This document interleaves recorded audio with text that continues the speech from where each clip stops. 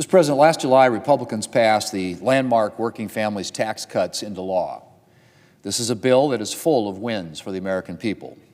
It delivers safer streets, puts more money in Americans' pockets, and it creates new opportunities to get ahead. Mr. President, as they file their taxes this year, hardworking Americans are beginning to see just how significant the tax relief in this bill is for them. Last week, I was home in South Dakota, and I heard directly from South Dakotans about the impact the Working Families Tax Cuts is having in our state. I visited manufacturing facilities. I talked to business owners. I even met with some accountants about what they're seeing as they file returns for their clients.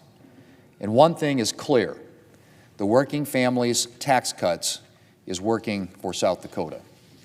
Mr. President, last week I joined a roundtable at Montgomery's in Sioux Falls, hosted by the South Dakota Retailers Association. I heard from a number of local businesses, from our car dealerships to a cupcake shop. And business owners from around South Dakota had positive things to say about the Working Families Tax Cuts. Todd Ferris, a Pizza Ranch franchise in Sioux Falls, hailed the much-needed certainty provided by the new tax law.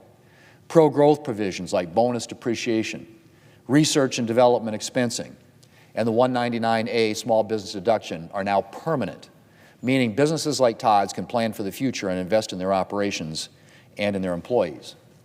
Jim Lake, who owns car dealerships around South Dakota, said that 100% bonus depreciation enabled them to build a large addition to one of his dealerships and hire 10 new employees.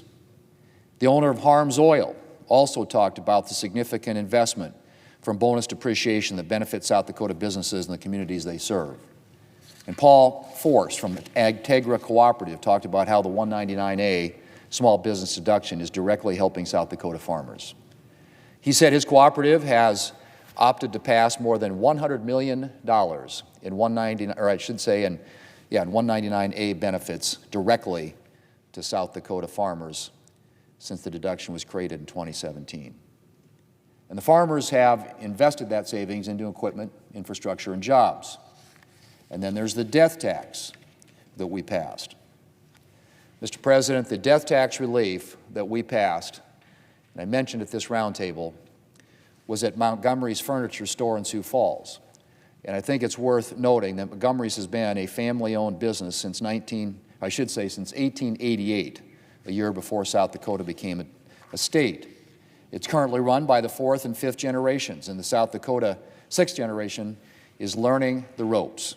Family-run businesses like Montgomery's aren't unique in our state. South Dakota is home to a number of family-owned businesses and family farms and ranches that have been passed down from one generation to the next. And thanks to the Working Families Tax Cuts, hardworking Americans who run their own businesses are breathing a sigh of relief, because this landmark bill protects a lot more family-owned businesses from a potentially devastating death tax bill when the business passes to the next generation, as well as costly estate planning expenses. And that is something that matters to a lot of folks who came to the roundtable last week, and for business owners, farmers, and ranchers across South Dakota.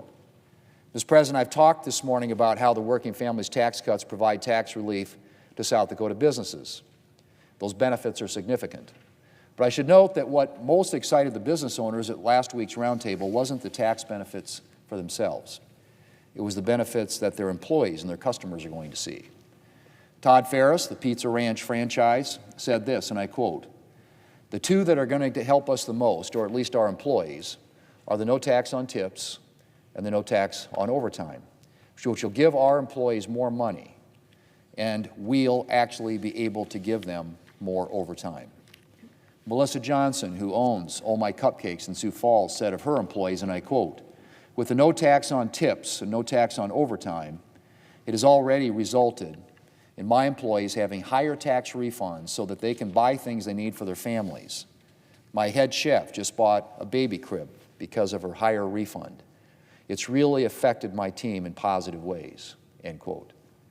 And Eric Sinclair, who owns Montgomery's, had this to say, and I quote, "Anytime the general consumer can get more back in their pockets with tax cuts, we hope that they come into our stores and maybe buy something nice for their home, make their surroundings even more beautiful," end quote. Mr. President, by all accounts, those bigger tax refunds are beginning to land in hardworking Americans' bank accounts. The IRS is reporting a significant increase in the average refund this year. And just recently, I got this message from a retiree in South Dakota who I wrote, and I quote again, "Just did my income taxes, putting more money in my pocket than last year. I am not a billionaire or a millionaire, or even a hundreds of thousandaire, just a retired senior citizen who appreciates that the middle class gets a break once in a while," end quote. Mr. President, that's what the Working Families Tax Cuts is all about. And whether you're a small business owner, a farmer, a rancher, or a senior citizen, or someone just trying to make ends meet and provide for your family, the Working Families Tax Cuts puts more money in your pocket, empowering Americans to spend, invest, and save their money how they see fit. And it's setting our country and the American people up for a much brighter future.